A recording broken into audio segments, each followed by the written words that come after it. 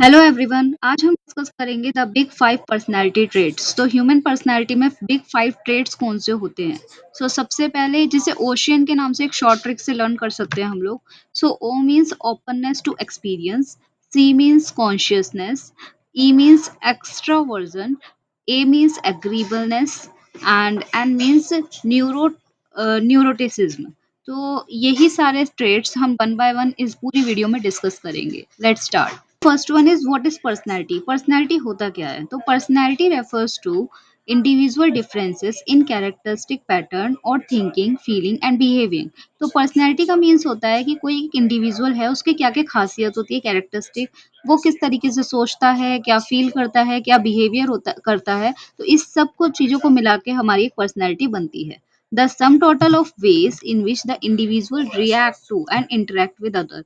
तो पर्सनैलिटी में क्या होता है, वो सारी चीजें मिक्स होती है जिसमें एक इंडिविजुअल किस तरीके से रिएक्ट कर सकता है और किस तरीके से एक दूसरे से इंटरेक्ट करता है। तो ये सारी चीजें जो जिसमें हम थिंकिंग क्या कर रहे हैं, फील क्या कर रहे हैं, बिहेव क्या कर रहे हैं, कैसे हम इंटरेक्ट कर रहे हैं, कैसे हम रिएक्ट कर रहे हैं, तो ये सारी चीजें हमारी पर्सनैलिटी का पार्ट होती हैं। जो मॉडल्स होते हैं पर्सनैलिटी को मेजर करने के, वो दो तरीके के मॉडल हमें ऑफर किए जाते हैं। सब first one is the Myers Briggs type indicator, Myer Brig type indicator. और next one is the big five personality model. Big five personality model जो है, उसमें जो डायमेंशंस प्रोवाइड की गई हैं वो बहुत ही ब्रॉडर ओवरव्यू के थ्रू प्रोवाइड की गई हैं कि किसी भी पर्सनैलिटी में, किसी की भी पर्सनैलिटी में किस किस तरीके की डायमेंशंस हो सकती हैं।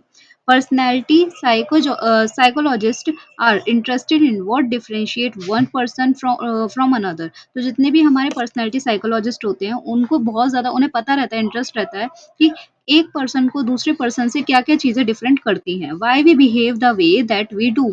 हम किस तरीके से जो बिहेव कर रहे हैं वो क्यों कर रहे हैं और कैसे करना चाहिए या कैसे कर रहे हैं। तो कैसे हमारे जो डिफरेंस बिहेवियर है वो दूसरे के बिहेवियर से डिफरेंट है। तो ये होता है बिग फाइव पर्सनैलिटी मॉडल के अंदर हम ये सब डिस्कस करते हैं।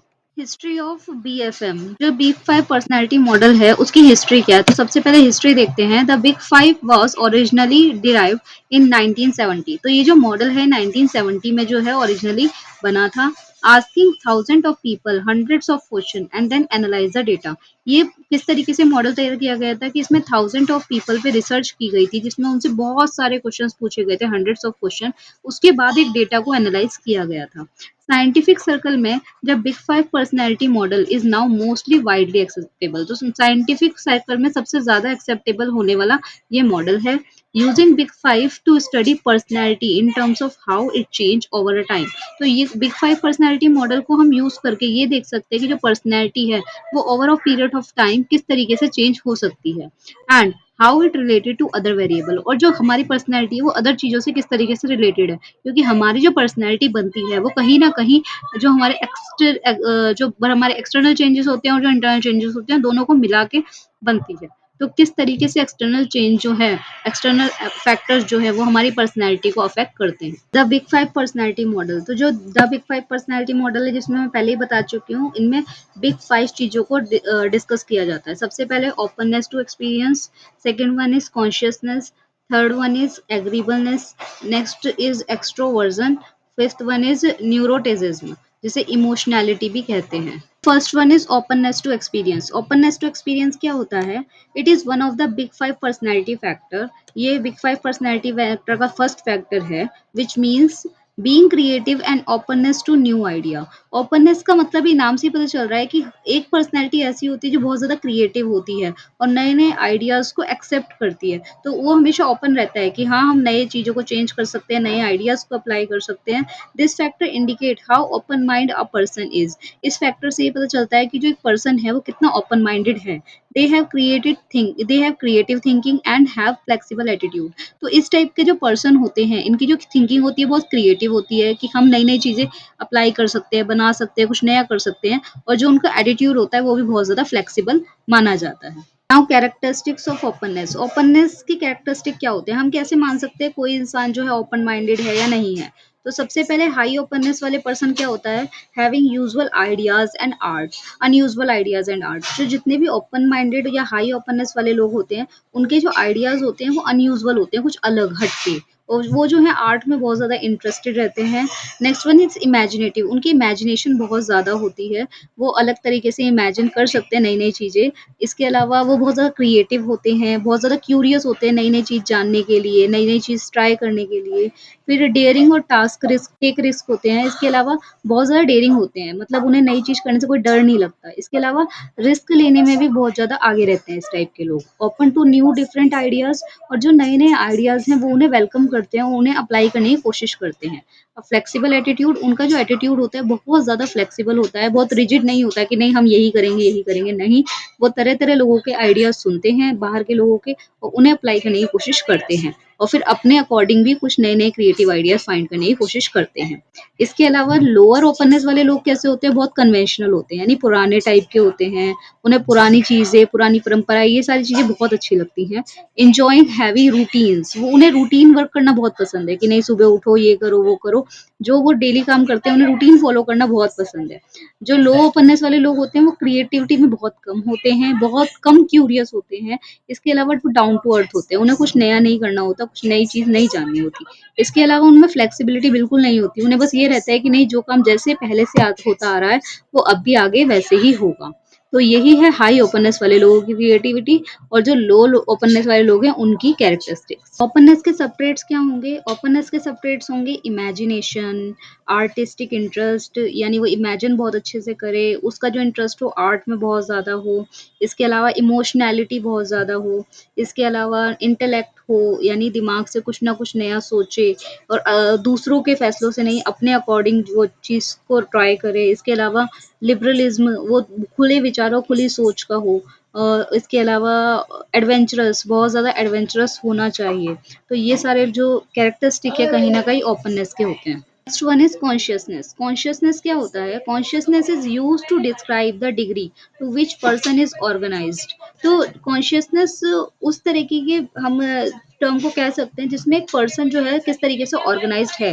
हाउ डिसिप्लिन ही इज़ और शी इज़, वो पर्सन किस तरीके से कितना डिसिप्लिन है, and also describe how careful a person is in certain situation, कि कोई भी एक पर्टिकुलर सिचुएशन डाल दी, तो उस सिचुएशन में वो पर्सन कितना ज़्यादा केयरफुल है। तो ये सारी जो पर्सनैलिटी के ट्रेट्स होते हैं, ये कॉन्शियसनेस को दिखाते हैं। कैरेक्टरिस्टिक्स ऑफ कॉन्शियसनेस, कॉन्शियसनेस जो है उसके कैरेक्टरिस्टिक क्या-क्या होते हैं? तो कैसे पता चलेगा कोई पर्सन जो है वो हाई लेवल कॉन्शियसनेस है और उसकी है लो लेवल कॉन्शियसनेस है? सबसे पहले हाई लेवल कॉन्शियसनेस पर्सन की क्या होगी, कॉन्शियस पर्सन की, सबसे पहले वो ज़्यादा हार्ड वर्किंग होगा, नेक्स्ट बहुत ज़्यादा डेलिब्रेट होगा, नीट और सिस्टमैटिक होगा, उसका सारा वर्क जो है वो सिस्टमैटिकली प्लान्ड होगा। इसके अलावा परफेक्शनिस्ट होगा, हर चीज़ उसे बिल्कुल परफेक्ट, बिल्कुल सही चाहिए होती है। इसके अलावा हाईली डिपेंडेबल, इसके अलावा लोगों पे बहुत ज़्यादा डिपेंडेबल होगा। इसके अलावा लो कॉन्शियसनेस वाले लोगों की क्या होगा, लेस गोल ओरिएंटेड, उनके जो गोल गोल कोई नहीं होगा, या बहुत कम गोल ओरिएंटेड होते हैं। एंटी सोशल, बहुत ज़्यादा लोगों से उन्हें मिलना पसंद नहीं होता। क्रिमिनल बिहेवियर, यानी उनका जो बिहेवियर होता है वो आम पर्सनैलिटी, हाई लेवल कॉन्शियसनेस वालों से अलग होता है। और नॉट वेरी डिपेंडेबल, ये इतने ज़्यादा डिपेंडेबल नहीं होते, यानी हम उन पे बहुत ज़्यादा डिपेंड नहीं हो सकते, बहुत ज़्यादा भरोसा नहीं कर सकते, उतने हाई लेवल कॉन्शियसनेस पे कर सकते हैं कि हाँ, ये अपनी ड्यूटी बिल्कुल अच्छे से निभाएँगे, जो हाई लेवल वाले कॉन्शियसनेस वाले लोग होते हैं।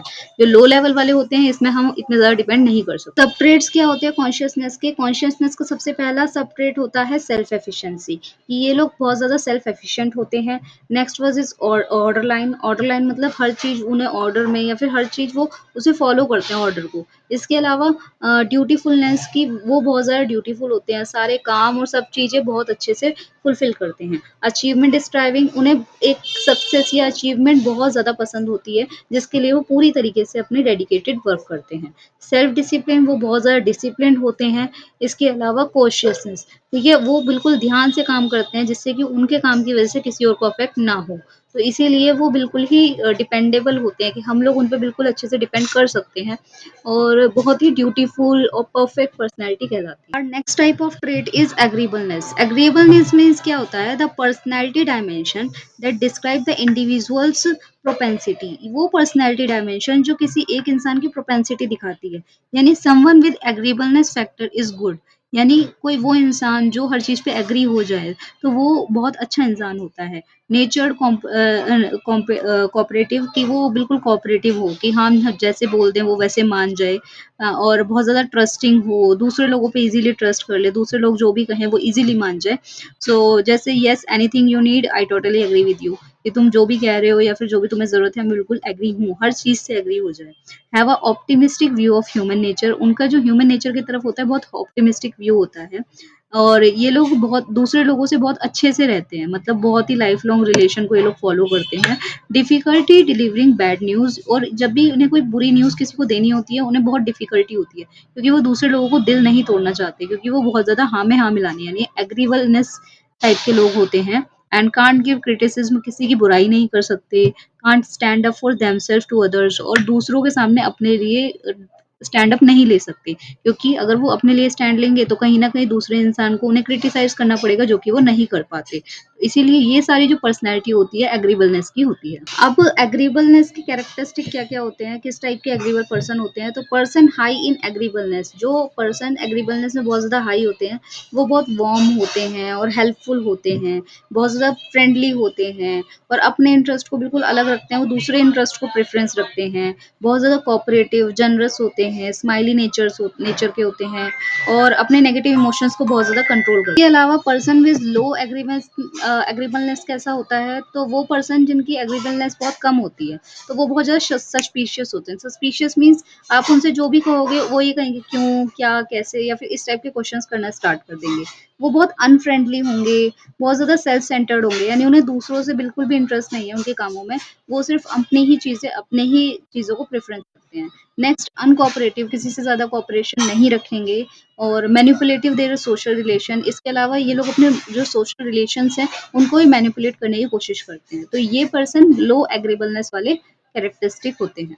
सो सब ट्रेट्स ऑफ एग्रीबलनेस, एग्रीबलनेस के सब ट्रेट्स क्या-क्या होते हैं? सबसे पहला क्या होता है? ट्रस्ट, कि जो एग्रीबलनेस वाले लोग होते हैं वो बहुत ट्रस्टवर्थी होते हैं, स्ट्रेट फॉरवर्ड होते हैं, और अल्ट्रुइज्म होते हैं, और इसके अलावा कंप्लायंसेस होते हैं, यानी बात ईज़िली मान जाते हैं, मॉडेस्टी मतलब बहुत दयालु होते हैं, इसके अलावा टेंडर माइंडेडनेस मतलब बहुत ज़्यादा वो हार्श माइंडेड नहीं होते, वो लोग बहुत ही ईज़िली एग्री हो जाते हैं लोगों से, या उनकी बात मान जाते हैं, या फिर उनसे अच्छे से रिलेशन रखते हैं।